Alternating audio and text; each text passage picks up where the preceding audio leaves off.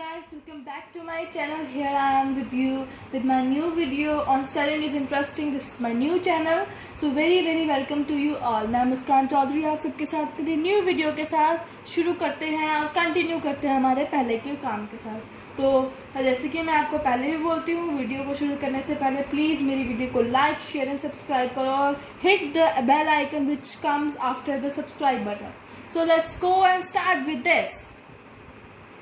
तो अब आज हम पढ़ेंगे कॉन्सेंट्रेशन ऑफ सॉल्यूशन। इससे पहले हमने पढ़ा था सॉल्यूशन की प्रॉपर्टीज़ क्या होती हैं, तो आज हम पढ़ेंगे concentration of solution. Concentration of solution का मतलब क्या होता है कि सॉल्यूशन की कॉन्सेंट्रेशन क्या होती है। हमारे पास क्या है, concentration of solution mainly depends on the amount of solute present in solution. इसका मतलब कि कॉन्सेंट्रेशन ऑफ सॉल्यूशन किस पे, सॉल्यूशन की जो गाढ़ी तो कंटिन्यू करते हैं। कॉन्सेंट्रेशन ऑफ सॉल्यूशन जो मेनली किस पर डिपेंड होता है कि जो हमारा सॉल्यूट है उसकी अमाउंट पर, जो सॉल्यूट हमारा सॉल्यूशन में प्रेजेंट है उसकी अमाउंट पर हमारा कॉन्सेंट्रेशन ऑफ सॉल्यूशन डिपेंड करता है। अब अगर सॉल्यूशन में सॉल्यूट है तो वो कॉन्सेंट्रेशन कैसी हो सकती है, दो टाइप्स की। एक तो वो डाइल्यूट हो सकती है या कॉन्सेंट्रेटेड हो सकती है। डाइल्यूट मतलब फीकी, कॉन्सेंट्रेटेड मतलब जिसमें ज़्यादा सॉल्यूट प्रेजेंट। तो आगे पढ़ेंगे, हमारे पास है what is saturated solution. In simpler words saturated solution पढ़ेंगे क्या होता है। In simpler words when no more solute can be dissolved in solution is called saturated solution. मतलब कि जब थोड़ा सा भी सॉल्यूट ना बचे सॉल्यूशन में डिसॉल्व होने के लिए उसे सैचुरेटेड सॉल्यूशन बोल सकते हैं। या तो हम ये बोल सकते हैं कि सॉल्यूट जो हमने सॉल्वेंट में डाला है वो प्रॉपरली डिसॉल्व हो चुका है, उसे और डिसॉल्व करने की ज़रूरत नहीं है, या फिर और सॉल्यूट ही नहीं बचा जो डिसॉल्व हो सके, उसे हम बोलेंगे सैचुरेटेड सॉल्यूशन। आगे बढ़ते हैं, आगे है the amount of solute present in the saturated solution at this temperature is called it solubility. Then what is solubility, that the amount of solute, वो सॉल्यूट का अमाउंट जो कि सैचुरेटेड सॉल्यूशन में प्रेजेंट है, सॉल्यूट का वो amount जो saturated solution में प्रेजेंट है किसी टेम्परेचर पर, उसे हम क्या बोलेंगे, सॉल्युबिलिटी। आगे बढ़ते हैं, if the amount of solute contained in a solution, अगर सॉल्यूट का अमाउंट किसी सॉल्यूशन में less than the saturation level, कोई सॉल्यूट का अमाउंट किसी सॉल्यूशन में क्या है, सैचुरेशन लेवल से कम है, तो जो सॉल्यूट होगा वो सॉल्यूशन या सॉल्वेंट में अच्छे से डिसॉल्व नहीं होगा और उसकी जितनी सैचुरेशन लेवल थी उतने पे वो नहीं आ पाया, तो उसे हम क्या बोलेंगे, अनसैचुरेटेड सॉल्यूशन, जिसमें कि हमारा जो सॉल्यूट है वो सैचुरेशन लेवल से कम था। अब अगर हमें कोई बोले, now if we have to ask that how can we check the concentration of solution, अगर हमें पता लगाना है कि concentration of solution हम कैसे पता लगाएंगे किसी भी solution की, तो उसके लिए हमारे पास यहाँ पे एक फॉर्मूला है। concentration of solution की concentration कैसे निकाल सकते हैं, formula is amount of solute का amount divided by amount of solution. मतलब जो हमारे पास सॉल्यूट का अमाउंट है वो कैसे हो सकता है, 50 ग्राम्स, 120 ग्राम्स, 350 ग्राम्स ऐसे, और अमाउंट ऑफ सॉल्यूशन मतलब सॉल्यूशन का जो अमाउंट है।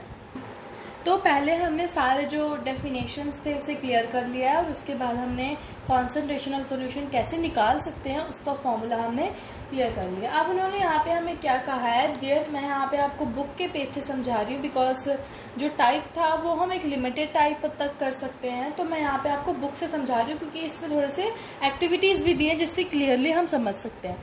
तो हमें क्या है, there are various ways of expressing the concentration, यहाँ पे आ जाइए, there are various ways of expressing the concentration of solution। concentration of solution को express करने के लिए बहुत सारे ways है, बट यहाँ पर हम दो ways only पढ़ेंगे। so the first way is the mass by mass percentage of solution। जो mass by mass percentage होगी solution की, वो फॉर्मूला पढ़ेंगे कि mass of solute, जो solute का mass है over mass of solution, जो solution का mass है into 100। ये हमारा फर्स्ट है जिसमें हम मास बाय मास परसेंटेज सॉल्यूशन की निकालेंगे।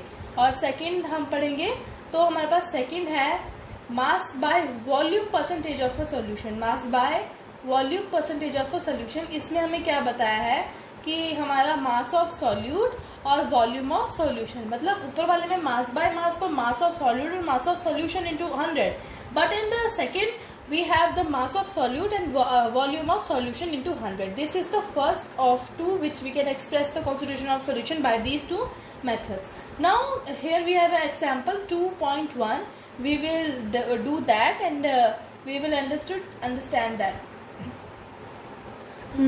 So we have an example here that a solution contains 40 grams of common salt. यहाँ पे कॉमन सॉल्ट हमारे पास क्या हो जाएगा, solute in 320 grams of water. 320 grams of water यानी कि वाटर यहाँ पे हमारे पास सॉल्वेंट हो गया है.